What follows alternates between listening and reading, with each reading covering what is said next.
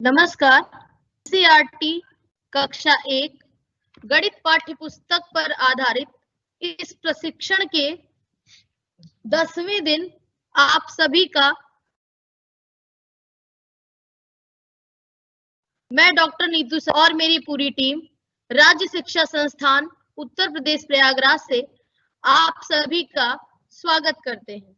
प्रशिक्षण के आज 10वें दिन हम पुराने अपने प्रशिक्षण के क्रम को जारी रखते हुए आज समय की अवधारणा पर चर्चा करेंगे, जिसके लिए मैं अपने साथी प्रवक्ता डॉक्टर विपनेश सिंह बघेल जी को बुलाना चाहूंगी। Sir please. Thank you madam. Welcome to all of you. आज हम लोग समय पर चर्चा करेंगे। समय क्या है? Time is familiar to everyone, yet it is hard to define and understand. समय की अवधारणा का प्रादुर्भाव कब और कैसे हुआ है, ठीक इस पर बता पाना संभव नहीं है। सिर्फ इसकी एक कल्पना की जा सकती है। समय को लेकर मानव की अनुभूति उसके व्यक्तिगत जीवन और अनुभवों को लेकर है, जिसमें वह सूरज को उदय अस्त होते देखता है, जिसमें व्यक्ति की दिनचर्या सुबह के साथ आरंभ होती है। दैनिक नित्य क्रियाकलापों को खत्म कर काम पर जाना, भोजन करना, दूसरे दायित्वों को निपटाना, फिर शाम होते ही घर लौटकर रात्रि विश्राम करना। इस तरह मनुष्य के दिमाग पर समय का जो प्रत्यय बनता है उसे हम भौतिक समय कहते हैं। अर्थात मनुष्य की संपूर्ण दिनचर्या भौतिक समय के साथ एक संवाद मात्र है। Physicists define time as the progression of events from the past to the present into the future. अर्थात दो घटनाओं का अंतराल, किन्हीं भी दो घटनाओं का अंतराल, चाहे वो पास्ट से प्रेजेंट का हो या प्रेजेंट से वर्तमान का हो, प्रेजेंट और वर्तमान एक ही बात है, प्रेजेंट से फ्यूचर का हो, यह सब समय ही है। दो घटनाओं का अंतराल समय की प्रतीतियों को जन्म देता है। दो घटनाओं के अंतराल को हम समय कह सकते हैं। समय एक उद्गामी अवधारणा है। Time is an emergent concept and it is primitive notion. An hour consists of a certain number of minutes, a days of hours and a year of days. समय मानव द्वारा रोजाना प्रयोग की जाने वाली महत्वपूर्ण अवधारणा है, जो मनुष्य के साथ साथ जानवरों और पौधों के जीवन में भी सहज रूप में देखने को मिलती है। प्रकृति में भी स्वयं अनेक उदाहरण, जैसे सूर्य का उगना, छिपना, ऋतुओं का होना, समय की अवधारणा को स्पष्ट करते हैं। मुर्गे का बांग देना या कुत्ते का भौंकना, फूलों का खिलना, पेड़ों का पत्तों को गिराना व फलों को गिराना आदि क्रियाएं समय की अवधारणा को समझने में मुख्य घटक की भूमिका का निर्वहन करते हैं। बच्चों को समय से परिचित कराने का एक माध्यम प्रतिदिन की दिनचर्या में समय के व्यवहारिक उपयोग की जानकारी प्रदान करना भी हो सकता है। जैसे बच्चों का सुबह उठने के बाद सो जाना, दांतों की सफाई करना, नहाना, नाश्ता करना, भोजन करना, स्कूल जाना, लंच खाना, विद्यालय से वापस आना, आराम करना, गृह कार्य करना, खेलना और अन्य बहुत सारे क्रियाकलाप बच्चों को व्यवहारिक रूप से समय की अवधारणा से परिचित कराते हैं। हम कह सकते हैं कि समय एक अमूर्त अवधारणा है, जिसमें एक ऐसी चीज का मापन करना है जिसे देखकर या छूकर महसूस नहीं किया जा सकता। फलतः समय की अवधारणा को सीखना और सिखाना दोनों ही अत्यंत चुनौतीपूर्ण कार्य है। समय की अवधारणा को स्पष्ट करने के लिए ऐसी गतिविधियों का प्रयोग करना चाहिए जिनकी सहायता से बच्चे पहले, बाद में या किसी कार्य को पूरा करने में लगे हुए कम समय या अधिक समय की समझ को विकसित किया जा सके। प्राथमिक लेवल पर अच्छाई के लिए हमें केवल समय की अवधारणा से परिचित कराना है।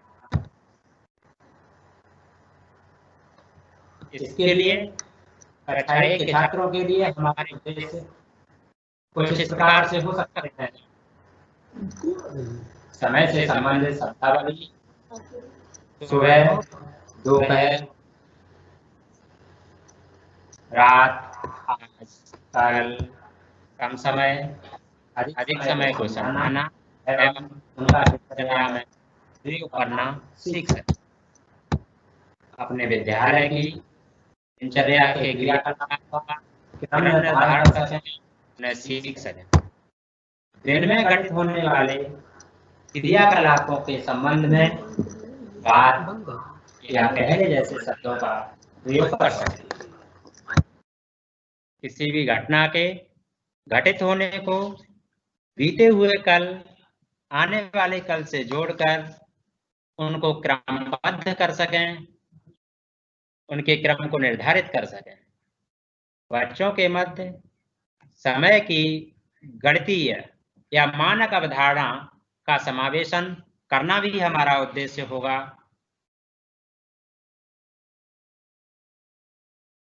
शुरुआत में बच्चों को समय के छोटे छोटे अंतराल के बीतने को देखने, सुनने या महसूस करने और समझने दें। इसके लिए बच्चों को समय आधारित कुछ ऐसी गतिविधियां से परिचित करवाएं जिससे बच्चे समय की शब्दावली से परिचित हो सकें और बच्चे उन्हें कक्षा के दौरान मनोरंजक तरीके से सीख सकें। कक्षा में जब भी कक्षा 1 का विद्यार्थी बच्चा विद्यालय आता है तो वह जो भी क्रियाकलाप हमने अभी बताए उन सब के बारे में वह सामान्य जानकारी रखता है कि कब उठना है, कब विद्यालय जाना है, कब खाना है, ये सब जानता है। और कक्षा में पढ़ाने से पहले हमें यानी शिक्षक को कुछ तैयारी करके आना होता है, जिसके लिए कक्षा को अच्छे तरीके से संचालित करने के लिए, बच्चों को मनोरंजक पूर्ण शिक्षा देने के लिए हमें कुछ सहायक सामग्रियों की आवश्यकता होती है, जिसे हम TLM भी कहते हैं। TLM is commonly used word in the field of education. It is supportive material for teaching used in the class. It may be games, flashcards, animated things of classrooms and also students as well as teacher. यानी कि छात्र भी एक TLM के रूप में हो सकते हैं और स्वयं शिक्षक भी एक TLM हो सकता है। और इस पाठ के संदर्भ में कहें तो सहायक सामग्री के रूप में छात्रों के सुबह उठने से लेकर सोने तक के विभिन्न कार्यों के चित्र भी इस पाठ के संदर्भ में आपकी सहायक सामग्रियां हो सकती हैं। तो आइए अब हम सभी गतिविधि पर चर्चा करते हैं, गतिविधियां प्रारंभ करते हैं जिनके माध्यम से हम बच्चों को आसानी से सुगमता पूर्वक उन्हें समय की अवधारणा से परिचित करा सकें। तो सबसे पहली गतिविधि पर आते हैं। तो इसमें आप चित्र में देख रहे होंगे कि एक शिक्षिका बहन बोर्ड पर हैं और छात्र अलग अलग अभिनय की मुद्रा में हैं। इसके लिए कक्षा कक्ष के छात्रों से अभिनय की अवस्थाओं में बैठाकर या खड़ा कर समय की अवधारणा को हम समझा सकते हैं। इसके लिए एक छात्र को आप बैग लेकर कक्षा के अंदर आते हुए खड़ा कर सकते हैं या बाहर जाते हुए खड़ा कर सकते हैं। किसी छात्र को किताब खोलकर पढ़ते हुए दिखा सकते हैं और किसी छात्र को अभिनय के द्वारा उसमें ये प्रदर्शित करा सकते हैं कि वो खाना खा रहा है और किसी छात्र को क्लास में लेटा सकते हैं। क्या होगा, बच्चों को ये क्रियाकलाप करने में बड़ा ही आनंद आएगा और आप इसके द्वारा ये आप बता सकते हैं उन्हें कि ये किस समय का कार्य है, ये किस समय का कार्य है। उन्हें उनके क्रम के अनुसार, छात्रों को समय के अनुसार उनके क्रम को पहचानने के लिए कह सकते हैं कि सबसे पहले ये काम किया जाता है, उसके बाद ये करते हैं, उसके बाद ये कार्य करते हैं। और ये छात्र हो सकता है कहीं न बता पाए कोई छात्र, तो आप उनकी सहायता कर सकते हैं। आप पाठ्य पुस्तक पर चर्चा करते हैं हमारी एनसीईआरटी की पाठ्य पुस्तक में। पूरी दिनचर्या को वर्णित किया गया है, जैसा कि आप स्लाइड में देख भी रहे हैं। सुबह सुबह पहला चित्र जो है वो सुबह सुबह स्कूल के लिए उठना है, उठने से संबंधित है। उसके बाद वो नाश्ता करता है, विद्यार्थी या कोई भी बालक जो विद्यालय जाता है सुबह सुबह नाश्ता करता है। नाश्ता करने के बाद स्कूल में शिक्षा ग्रहण कर रहा है। फिर दोपहर में भोजन को प्रदर्शित करता हुआ चित्र है, खेलता हुआ एक चित्र है, पढ़ाई करते हुए, अध्ययन करते हुए और शाम को सोने का एक चित्र है। हम उन्हें यह बता सकते हैं कि ये कार्य कब किया जाता है, यानी उन्हें समय की अवधारणा से परिचित करा सकते हैं। अब आप सोच रहे होंगे कि समय को देखना या ये कब बताएंगे, तो समय देखना हमारे कक्षा 1 की पाठ्यपुस्तक में नहीं है। हम उन्हें इन्हीं गतिविधियों के माध्यम से, इन्हीं क्रियाकलापों के माध्यम से उन्हें समय की अवधारणा से परिचित कराएंगे। अब उनसे अभ्यास भी कराया जा सकता है, जैसे प्रातः के क्रियाकलाप पर निशान लगाइए। बहुत सारे चित्र दे दिए, अब उनसे पूछा गया कि प्रातः के काल का क्रियाकलाप कौन सा होगा हमारा, उस पर चित्र निशान लगाइएगा। तो आप देख रहे होंगे इसमें विभिन्न चित्र दिए हुए हैं। इनमें से प्रातः काल के क्रियाकलाप पर निशान लगाने को कह सकते हैं बच्चे से। ऐसे ही सायंकाल के क्रियाकलाप का निशान लगाने को कह सकते हैं और विद्यालय जाते हुए चित्र पूछ सकते हैं कि विद्यालय जाते समय का कौन सा चित्र है या खेलते समय कौन सा चित्र है, सोने का कौन सा चित्र है।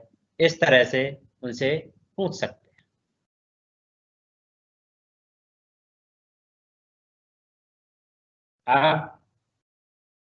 क्रियाकलापों के अनुसार उन्हें क्रमबद्ध करना, यानी कि जो भी क्रियाकलाप दिन में होते हैं उन्हें उनके क्रम के अनुसार निर्धारित करना।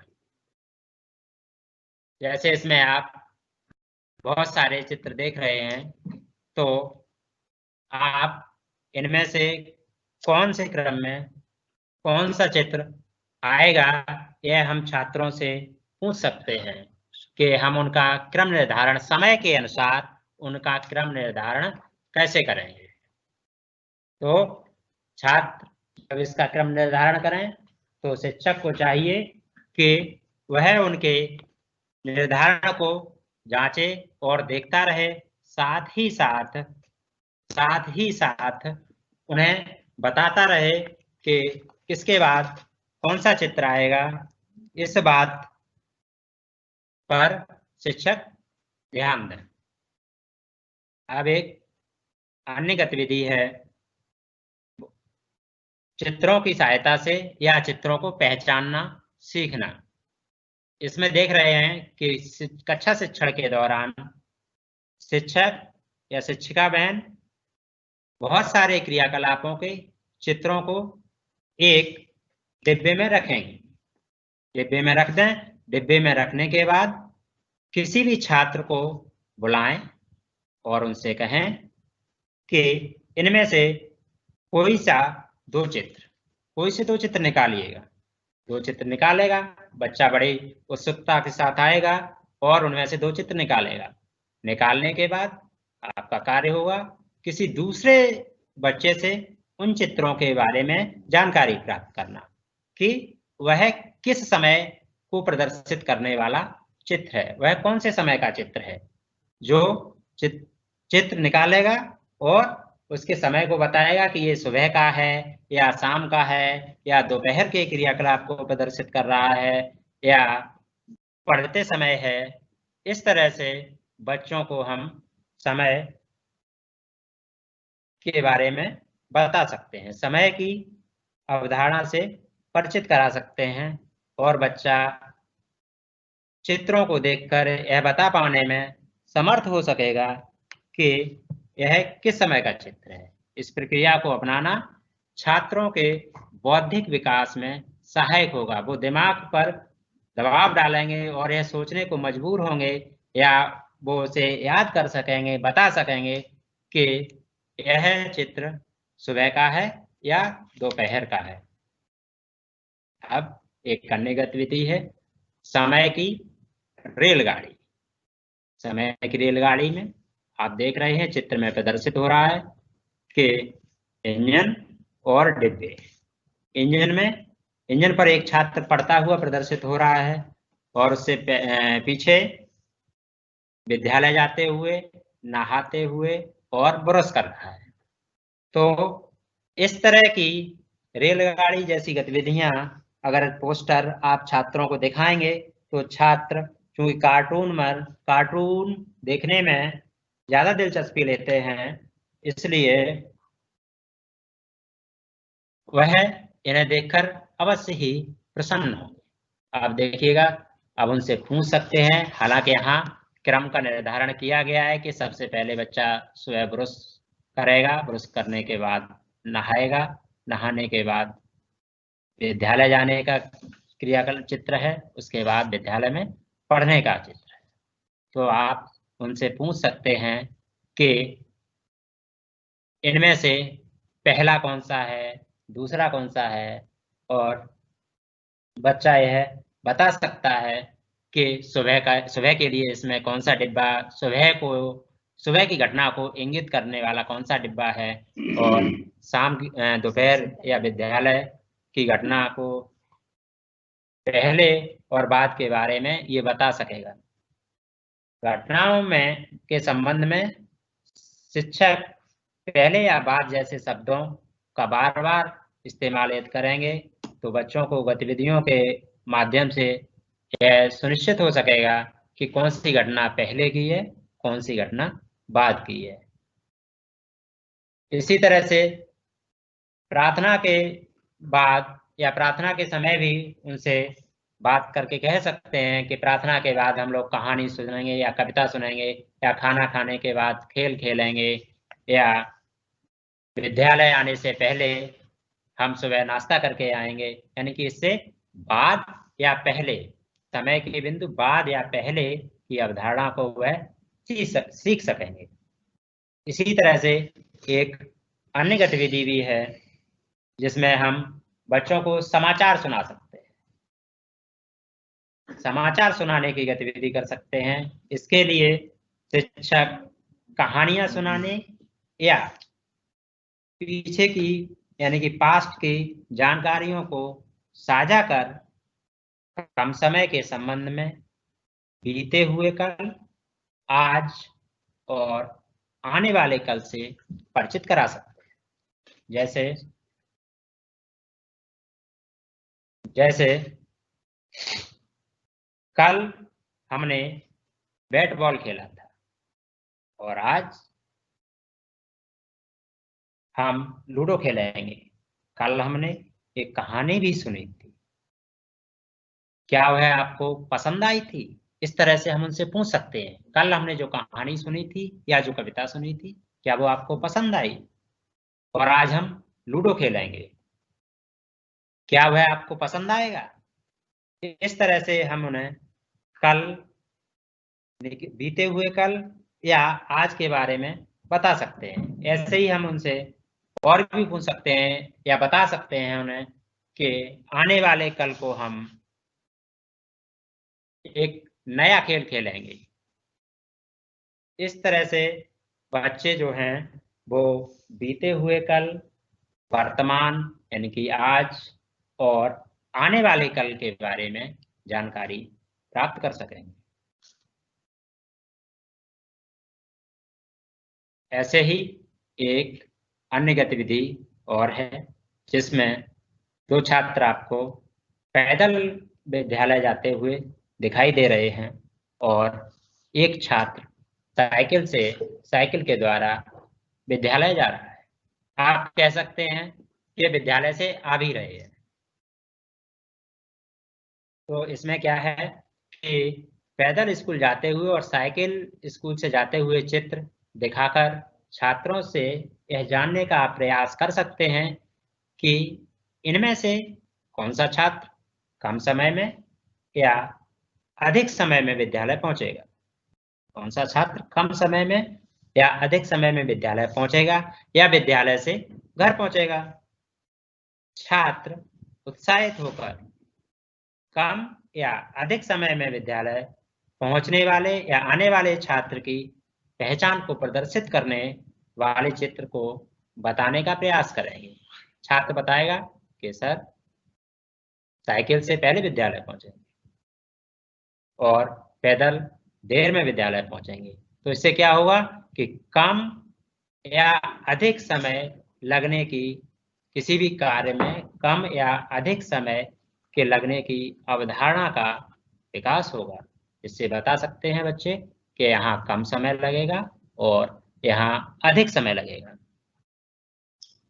इस प्रक्रिया को अलग अलग छात्रों से बारंबार दोहरा सकते हैं और बच्चों से बार बार पूछें कि कौन से ही कार्य में कम समय लगेगा या अधिक समय लगेगा।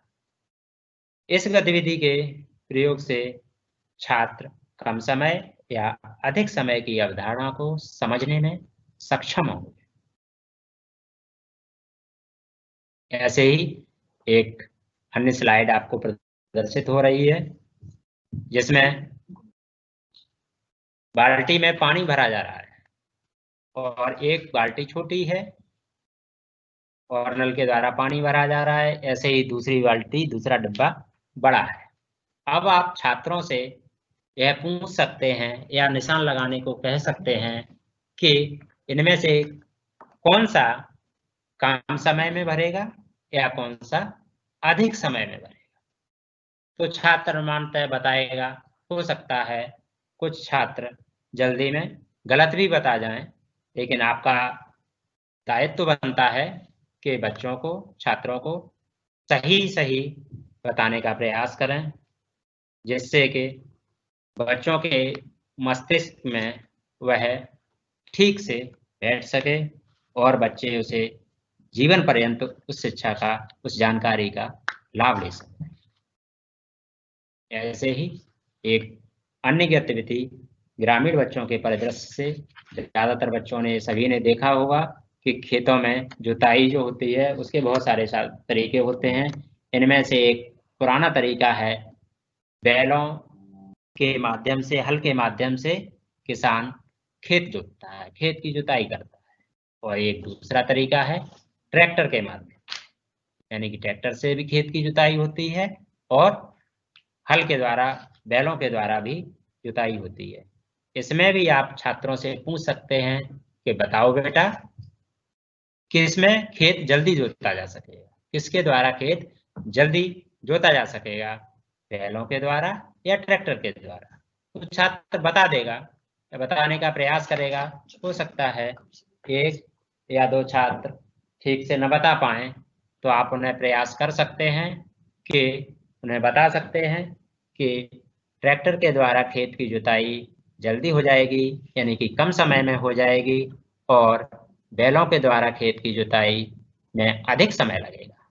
इस तरह से बच्चों में कम या अधिक समय की अवधारणा का हम विकास कर सकते हैं।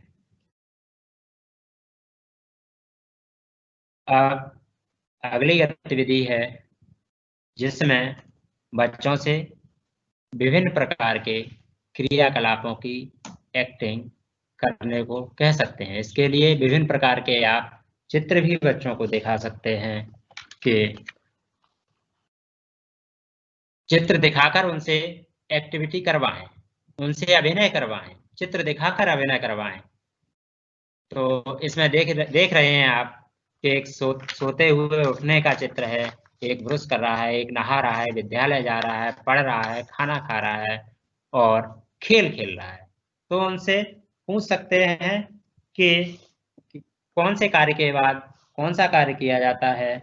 बच्चों को एक्टिंग में बहुत ही आनंद आता है, वो एक्टिंग भी करेंगे। आप उन्हें कह दीजिएगा कि बेटा इस तरह से कार्य करके दिखाओ कि आप पढ़ रहे हैं, मान लीजिएगा पढ़ रहे हैं तो कैसे दिखाएंगे कि आप पढ़ रहे हैं। तो इसके लिए बच्चा किताब खोल के बैठ जाएगा कि सर इस तरह से बैठ के पढ़ने की एक्टिंग हम कर सकते हैं, कुछ लेट के पढ़ने की भी एक्टिंग कर सकते हैं, है ना। सभी का अपने अपना दिमाग है, सोचने का अपना अपना तरीका है। और उनसे आप पूछ सकते हैं कि कब स्कूल जाना है, कब स्कूल आना है, कब विद्यालय में खेलना है ना।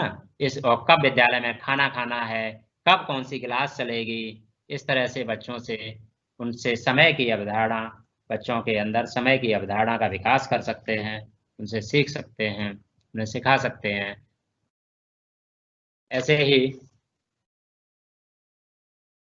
एक अन्य गतिविधि है बातचीत गतिविधि, जिसमें बच्चों को हम समय के संबंध में बोध करा सकते हैं। छात्रों को एक जगह एकत्र करके विद्यालय के विभिन्न क्रियाकलापों के समय और उनको पूरा करने में लगे समय के बारे में बातचीत कर छात्रों को मानक समय के संबंध में बोध कराने के लिए छात्रों से कुछ इस प्रकार से बातचीत कर सकते हैं। उन्हें बता सकते हैं कि विद्यालय के लिए हम सुबह 7:30 पर चलते हैं, 7:30 पर चलते हैं। विद्यालय आकर हम 7:50 पर हम सब प्रार्थना करते हैं। प्रार्थना पूर्ण होने के बाद 8 बजे से कक्षाओं में पढ़ाई प्रारंभ होती है।